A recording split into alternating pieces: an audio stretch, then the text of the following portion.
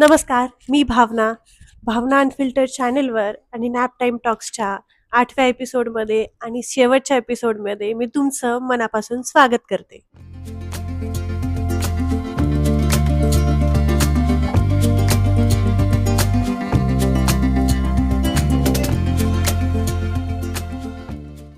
आजचा विषय ना खूप जवळचा आणि तितकाच जड आहे. बाळ सोबत असतं, घरात माणसं असतात, तरीही कधी कधी आपल्याला खूप एकटं वाटतं आणि खूप रडायला येतं. मला स्वतःला कधी कधी असं वाटतं की बाळ झाल्यानंतर माझ्या आयुष्यात जितके बदल झाले आहेत तितके बदल बाकी कोणाच्याच आयुष्यात झालेले नाहीयेत. आई झाल्यानंतर ना आपलं सगळं जग हे बाळाच्या भोवती फिरायला लागतं.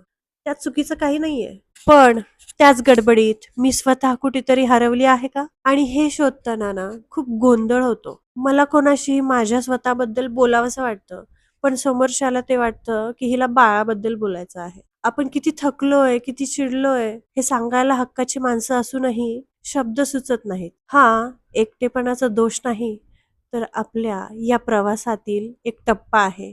आपल्या मनाचा हा एक प्रवास आहे. अनेकदा ना एकटेपणामुळे मी खूप मेंटली डिस्टर्ब व्हायचे. मला रात्रभर रडावंसं वाटायचं. आई म्हणून आपण जेव्हा ह्या फेजमधून जातो, तेव्हा आपण खूप फ्रजाईल असतो. आणि खरं सांगू का, त्या काळात आपल्याला हवं तसं समजून घेणारं कोणी नसतं.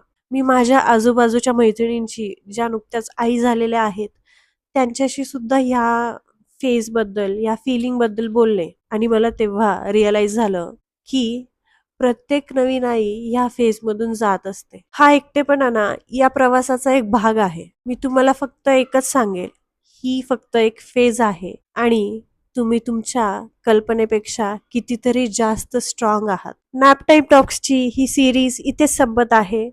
आशा करते तुम्हाला ही सिरीज आवडली असेल आणि मला खात्री आहे हे एपिसोड्स पाहून कोणत्याही नवीन आईला हे नक्की वाटेल की मी एकटी नाहीये आणि माझ्यासारख्या कित्येक आया या फेजमधून जात आहेत. हा व्हिडिओ आवडला असेल तर लाईक करा आणि हो, हा व्हिडिओ तुमच्या मैत्रिणींना नक्की शेअर करा आणि चॅनलला सबस्क्राईब केलं नसेल तर नक्की करा. तुम्ही मला इंस्टाग्रामवर सुद्धा फॉलो करू शकता. मी माझे इंस्टाग्राम हँडल डिस्क्रिप्शन बॉक्समध्ये मेन्शन केलेलं आहे आणि या सिरीजचे बाकीचे एपिसोड पाहिले नसेल तर चॅनलवर जाऊन नक्की पहा आणि मला कॉमेंट सेक्शनमध्ये सांगा की तुम्हाला कसे वाटले. सिरीज जरी संपली असली तरी अशा वेगवेगळ्या विषयांवर व्हिडिओ येत राहतील. त्यासाठी मला तुमच्या सपोर्टची गरज आहे. तुमचं एक लाईक, एक शेअर, एक सबस्क्राईब मला एक मोठं प्रोत्साहन देऊन जाईल. थँक्यू व्हिडिओ शेवटपर्यंत पाहिल्याबद्दल. पुन्हा भेटूयात एक नव्या व्हिडिओमध्ये. धन्यवाद.